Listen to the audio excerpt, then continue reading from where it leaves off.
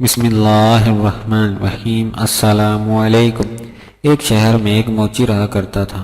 مکان کے اوپر والے حصے میں اس کی رہائش تھی، جبکہ نچلے حصے میں اس نے اپنی دکان قائم کر رکھی تھی۔ اسی دکان کے ایک کونے میں اس نے نئے جوتے بنانے کے اوزار رکھے ہوئے تھے۔ یہ اوزار ایک چھوٹی سی میز پر بڑے سلیقے سے رکھے ہوئے تھے۔ موچی دن رات خوب محنت کرتا، لیکن اس کے باوجود اسے اتنی آمدنی نہ ہوتی کہ وہ خوشحال زندگی گزار سکے۔ یہاں تک کہ ایک وقت ایسا بھی آیا جب موچی کی تمام جمع پونجی بھی ختم ہو گئی۔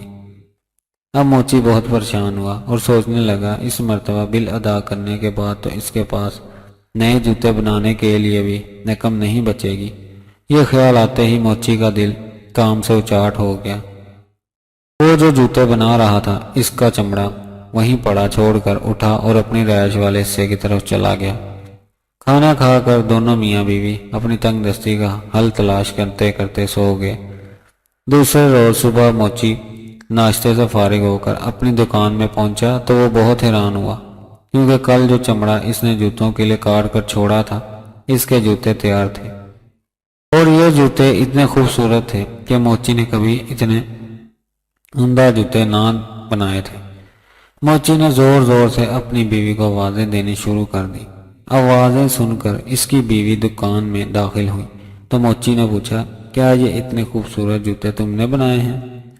موچی کی بیوی نے کہا، نہیں، میں ایسے اچھے جوتے کیسے بنا سکتی ہوں؟ میں نے تو پہلے کبھی جوتے بنائے ہی نہیں۔ موچی نے جوتے اٹھا کر دکان کے دروازے کے ساتھ بنے ہوئے شوکیس میں اس طرح رکھ دیے کہ دکان کے باہر سے ہر شخص کی نظر ان پر پڑتی تھی۔ کچھ ہی دیر گزری تھی کہ ایک آدمی نے آ کر جوتے خریدنے کی خواہش ظاہر کی۔ اس نے موچی کو جوتے کی اتنی اچھی قیمت دی کہ موچی کبھی سوچ بھی نہیں سکتا تھا۔ اب موچی نے اس رقم سے گھر کے لیے راشن خریدا اور مزید جوتوں کے لیے چمڑا بھی خرید لیا۔ خریداری سے فارغ ہو کر موچی واپس آیا تو شام ہونے کو تھی۔ موچی کی بیوی کھانا بنانے کی تیاری کرنے لگی، جبکہ موچی چمڑے لے کر دکان والے حصے میں گیا۔ موچی نے 2 جوڑے جوتوں کے لیے چمڑا کاٹا۔ وہ بھی انہیں سینے کے بارے میں سوچ رہا تھا کہ اس کی بیوی نے آواز دی کہ کہا، کھانا تیار ہے، آ کر کھانا کھا لو، باقی کام صبح کر لینا۔ یہ سن کر موچی نے کٹا ہوا چمڑا اپنے کام کرنے والی میز پر چھوڑا اور رہائشی حصے کی طرف آ گیا۔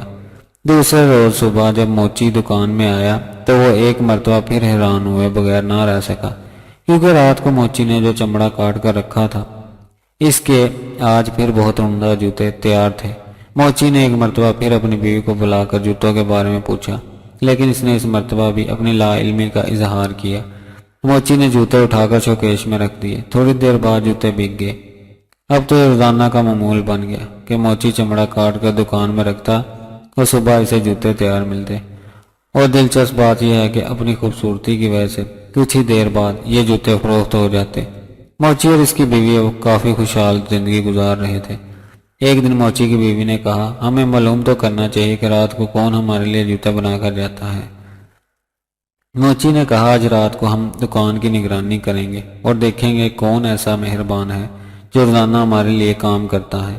موچی اور اس کی بیوی شام ہوتے ہی کٹا ہوا چمڑا کام کرنے والی میز پر چھوڑ کر دکان میں رکھی ایک بڑی سی الماری کے اندر چھپ کر بیٹھ گئے اور تھوڑا سا دروازہ کھول کر دکان میں جھانکنے لگے۔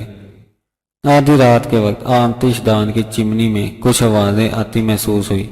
تھوڑی دیر بعد انہوں نے دیکھا کہ 2 خوبصورت ننھی منھی پریاں ہوا میں تیرتی ہوئی چمنی کے ذریعے دکان میں داخل ہوئی اور کام کرنے والی میز کے پاس رکھے سٹول پر بیٹھ کر انہوں نے جوتے سینے کا کام شروع کر دیا۔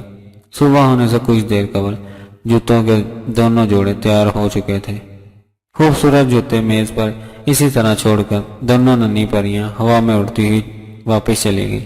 موچی نے اپنی بیوی سے کہا، بہت دنوں سے یہ ننھی پریاں ہمیں اچھے اچھے جوتے بنا کر دے رہی ہیں، میرا خیال ہے ہم بھی انہیں کوئی تحفہ دیں۔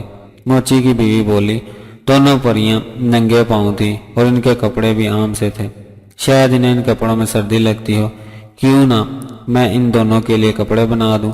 موچی نے بیوی کی ہاں میں ہاں ملائی۔